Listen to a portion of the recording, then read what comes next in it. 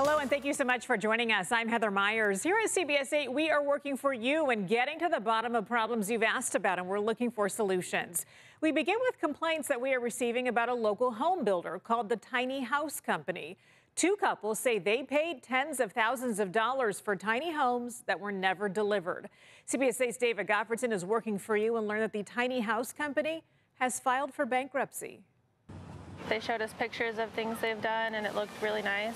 Megan and Wyatt Borkland plan to build a tiny house in his parents' backyard in Hamul. They contacted the Tiny House Company in Vista and made a $20,000 down payment after meeting in person with the CEO, David Flake. The first time we met Dave, we were telling him that we're having a kid, and he was nice. He was telling us about his kid, how he has grandkids. But it wasn't until the couple says they made a second payment of $50,000 that they started to see red flags. We had asked for progress pictures and videos just to, know that things are being done, and nothing would be done for weeks. And we kept getting excuses after excuses. Last month, they got a text saying the company had filed for bankruptcy. They were left high and dry with nothing to show for their $70,000 investment. We've talked to 2 or 3 lawyers, and they just tell us there's not really a chance we'll get all of our money back. They say we might get a little bit back, and pretty much there's not a chance we're going to get the house. And as it turns out, they are not alone. I gave the Tiny House Company over $64,000 to build me a home. Now the owner hasn't given me back my money, and the builder took my home. Carolyn Silva and her husband Jonathan signed a contract with Tiny House Company last year. In May, they filed a lawsuit. Not only are we suing for breach of contract, but we're also suing for fraud. Carolyn started posting on social media about the Tiny House Company and its CEO, David Flake. Like I mentioned before, we made a website, davidflake.com. Court records show Flake is involved in an ongoing lawsuit with his former business partner over the Tiny House Company. Both sides are alleging fraud and theft from the now closed down company. The attorney in the bankruptcy case told me his client David Flake would have no comment for this report. Meantime, 27 creditors are set to have a hearing here in bankruptcy court on September 12th. We'll keep following the case. David Gottfredson, CBS 8.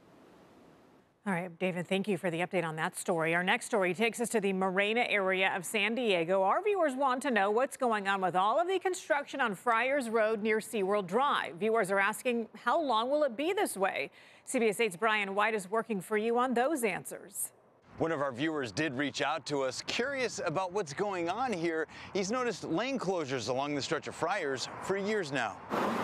What are they doing? Why are they doing it? And what do they estimate to be a closing date? Bob Ham lives near this section of Friars Road from SeaWorld Drive to Napa Street. He's noticed the westbound lanes closed for more than 2 years. If you go by there, you can see the dirt that's piled up. The weeds are growing on that dirt. A lot of bicyclists use this stretch, though some parts of the bike path are closed and have detours, and they also want to know what's going on. At least they should put up signs telling us why they're doing this. So I reached out to the city of San Diego about these lane closures. We know it's been a big impact to the community. You know that they've been living with it for quite some time. Amy Dorman is assistant director in the Public Utilities Department. She told me this is all part of the Marina pump station they're building for the city's ambitious pure water program. We're building a new 5-step purification process with advanced treatment technology that'll render the water really close to distilled water quality. They're laying pipe for all this along Friars that'll connect to the new pump station. In 2026, they expect to provide 30 million gallons a day of drinking water this way. Within another decade after that, it'll supply half of what the city needs. Historically, we have depended on imported water for 80 to 90% of what we need. So pure water will be a great boost. So back to Bob. He sees the benefits of all this construction, but he's anxious to see it finished. Oh, I think definitely it's going to be a good thing once they get it completed, hopefully soon. The construction team expects to fully reopen Friars within 2 years, but they tell me they're looking at ways to shorten the timeline if possible. Working for you, Brian White, CBS 8.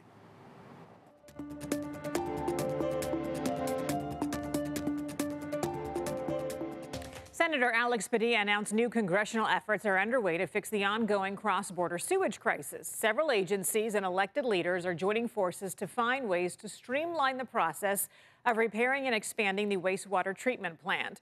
This week, we spoke with Congressman Juan Vargas about what the leaders are doing. We really had to put pressure on Mexico to quit dumping this sewage into the river.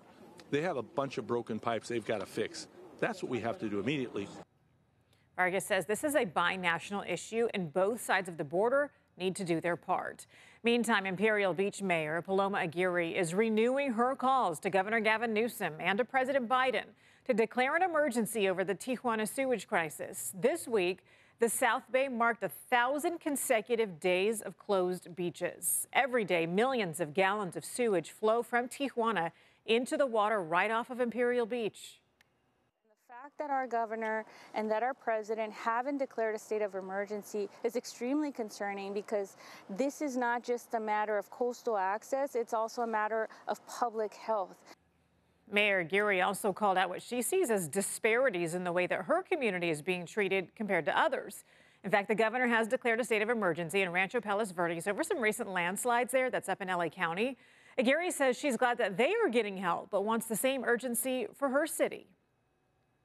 Efforts to stop a landfill development in East Otay Mesa have hit a roadblock. A bill that would have made it harder to build the recycling center and landfill stalled in the state legislature. Opponents of the project are concerned more about pollution in the South Bay. CBS 8's Abby Black reports on what's next for the proposed development. East Otay Mesa Recycling Collection Center and Landfill projects proposed to be right over this ridge, just a quarter-mile north of the U.S.-Mexico border and in the Tijuana River Valley watershed. That's what has many opponents concerned. State Senate Bill 1208 would have prohibited a regional water board from issuing wastewater permits for a new landfill in the Tijuana River National Estuary unless it met strict environmental protections. Late Saturday night, it failed to get enough support to move forward. The fight is not over. State Senator Steve Padilla represents the South Bay and authored the bill. It gained massive support from elected officials and environmental advocates. We respectfully urge your support for this important and needed legislation. Stephanie Peck founded Protect Otay Foothills to raise awareness about the landfill and testified in front of the legislature about this issue. The project being put in the Tijuana River tributary system is illogical. It's the antithesis to everything that all organizations and individuals are trying to do to clean up the Tijuana River cross-border pollution issue. In 2010, voters approved plans for a landfill in East Otay Mesa. At the time, reports showed that the county would need a new landfill by 2030, but that since has been extended to 2053. Now, not everyone in the South Bay is against the landfill project. But I urge you to oppose this bill today. South Bay Assemblymember David Alvarez testified that he wants the Regional Water Quality Control Board to have final approval, which isn't a requirement for other landfills. He tells me if the environmental review process shows the project will harm the area, he won't support it. It will be lined with a non-permeable member to protect the watershed. It will have controls so that any water that is extracted is completely held within the project and process. Former State Senator Ben Hueso now works for National Enterprise, the company who wants to develop the 340-acre landfill site. He says developers are finalizing their application for permits, which will then go through environmental review and public input. And it will give the public a chance to really scrutinize this project and see what it is all about and how it's going to serve the San Diego community. Developers are happy that Senate Bill 1208 is not moving forward, but opponents are not giving up. I will keep fighting to protect this watershed and to protect the health and well-being of people who live in the border regions who have been poisoned and been dumped on. In East Otay Mesa, Abby Black, CBS 8. We have an update now on the Oceanside Pier, which was severely damaged by that fire back in April. A few weeks after the fire, about 90% of the pier reopened, but the rebuilding effort may take years. CBS 8's Esmeralda Perez is working for you and shows us the steps the city is now taking to come back from this tragedy. It's been about 4 months since a portion of the Oceanside Pier caught fire. Now we're getting a better idea on the plan to rebuild the damaged section of this iconic pier in North County. Beyond these gates, you can see from a distance the damage left by the blaze that erupted towards the end of the Oceanside Pier in April. Yeah, we're like, what happened? You know, we were kind of in shock. Yeah. The Patino family is from Oceanside but now live in the Bay Area. Today, as they went out for a walk on the pier, they saw the damage left by the fire for the first time. And to be here today to actually see it in person, this was like a childhood thing to always walk around, and just a lot of memories were made here. So it's a trip that it's actually been burned down, and hopefully they do something with it here. The city plans to rebuild the damaged portion of the pier. First, the debris will be removed so city engineers can get a better look. During this process, the pier is expected to be open to the community for the most part, but there may be short periods of time when the pier will be closed to move heavy equipment. Engineers will then inspect the west end pilings below to test their condition. From there, a plan will be made on how to rebuild the damaged portion of the pier. I'm glad that they're finally going to take some action and start the repairs, hopefully. As for the cause of the fire, there was no evidence of any intentional or incendiary act, according to the city. The Bureau of Alcohol, Tobacco, Firearms, and Explosives will soon release a formal report. The city said in a newsletter that the entire process from the debris removal to construction is expected to take a couple years. That's due to waiting for the necessary permits from several regulatory agencies. But it's nice that it's finally happening. It's going forward. We know we're going to get our pier back, and that's the important thing. Meantime, these names engraved along the railings were part of a fundraiser in 1988. About 93% of the names were saved from the blaze. Now the city is asking for any families whose names are engraved at the far west end of the pier to contact them. The city says replacing the damaged names will be the last step of rebuilding the damaged portion of the pier. Esmeralda Perez, CBS 8. Still to come here, the local effort to help people find affordable housing. And next, we put a new tool to the test and discover users may encounter a familiar problem. And later on, don't fall for the pig butchering scam. How investors are being tricked out of thousands of dollars.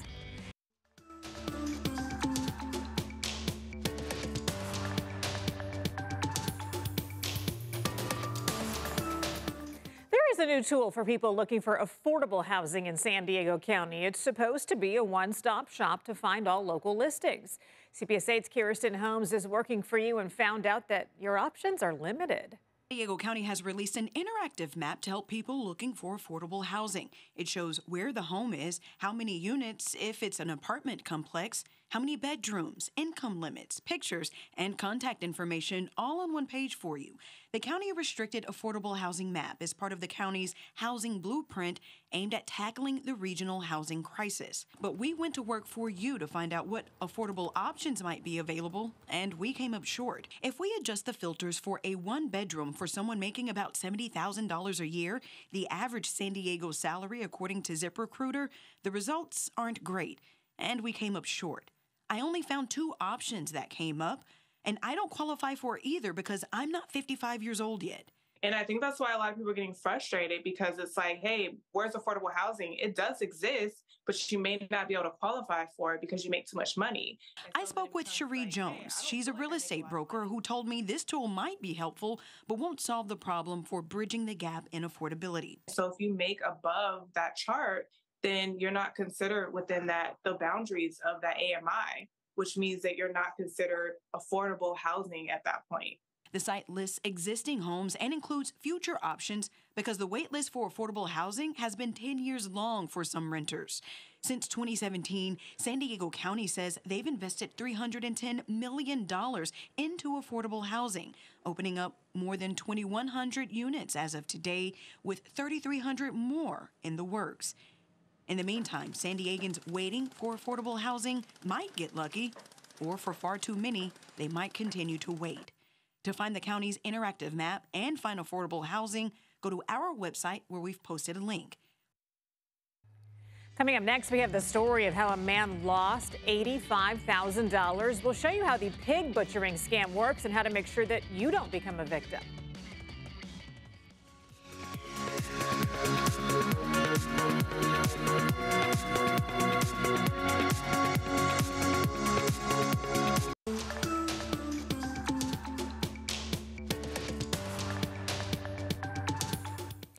Welcome back. Americans lost about $10 billion in scams and fraud last year. That's according to the FTC, which warns that those scams are getting more personal and more sophisticated. One of those scams is something called pig butchering. Christine Lazar explains what this is and shares the story of one man who thought he was making money, but instead lost tens of thousands of dollars. At that point, all I'm seeing is all this money. Robert Totten thought he had found a pathway to retirement through trading cryptocurrency. A woman texted his cell phone out of the blue last spring and convinced him to give it a shot. He downloaded what he thought was a legitimate trading app. I just kept listening and watching, and I was doing everything she told me, and the next thing I know, we've turned $9,000 into $102,000. At this point, you're probably thinking, we know where this is going.